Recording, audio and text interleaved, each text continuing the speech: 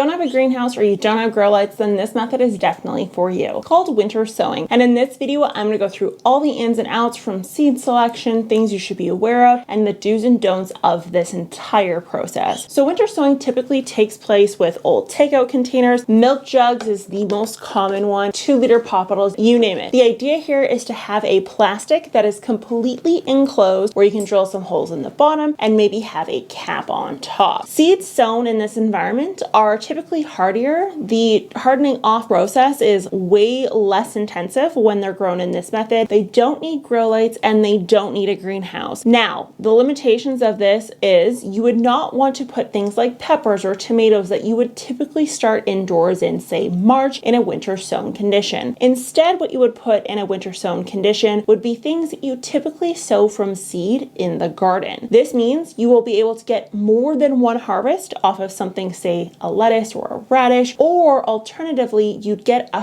harvest sooner in the year before pests begin to arrive. So, for example, if you have issues with thrips, flea beetles, things of that spectrum, then winter sowing will allow you to have a mature plant that will not be attacked by those pests in those early spring seasons. One thing to note here is you really want to be careful about what seeds you're using. So, cucumbers, zucchini, squash are examples of seeds that can be sown directly in the soil and you can get a harvest from. However, they don't transplant well, meaning they will not do well in a winter sown condition. These are seeds that ideally would not be winter sown, but a vast majority of seeds transplant just fine, and this method works wonderfully for. So what you want to do is you want to take a milk jug and drill some holes in the bottom. 1 or 2 is just fine.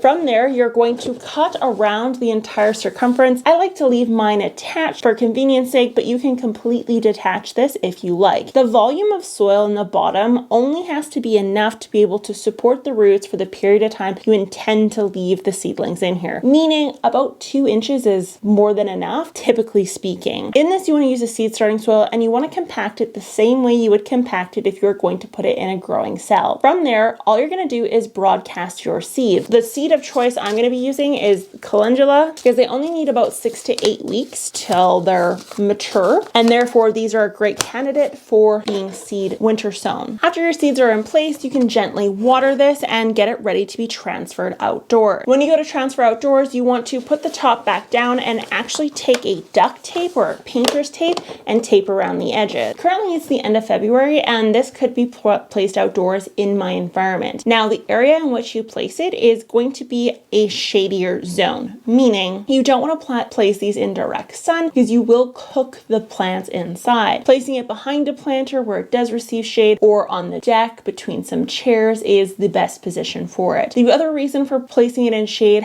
comes down to Chinook weather or random warm spurt. If we get a random warm week and things are above 5 degrees Celsius, for example, you have the sun beating on the plastic, the inside of this container can actually get pretty warm and it will signal to the plant that it's time to germinate. Unfortunately, if we go back into a deep freeze, we will harm these plants because it typically will get too cold and cloudy to be able to keep up the interior greenhouse system. So with that being said, the shadier spot is the better choice. As the seeds get a bit bigger, you're going to notice that they're not quite big enough to transplant outdoors. The ground is still frozen, but the inside of the container is getting relatively warm. When we start to see temperatures that are around 10 degrees Celsius, 5 degrees Celsius, the inside of these containers can get pretty darn hot. That means around 5 degrees Celsius, you likely want to remove the tape from the edges and kind of let this top sit as is. And then as we start getting even warmer into the 10s and 15s, you actually want to remove this top entirely during the day, but place it back on top during the night. The greenhouse is only going to be used for the nighttime periods when the temperature dips below 0 or close to 0. And during the daytime, we're going to expose those plants to light as much as possible. If we leave the top in place during the daytime when it's warm, we will cook our plants. And the same thing goes for greenhouses as well. You want to typically open that door. Now you're probably thinking 5 degrees Celsius, that's really cold. That's really going to stress my plants out. But if you're choosing plants that typically grow in this environment anyways from a seed start, they will enjoy these cooler temperatures. It will make them a hardier plant and ultimately give you a better harvest. So with that being said, give winter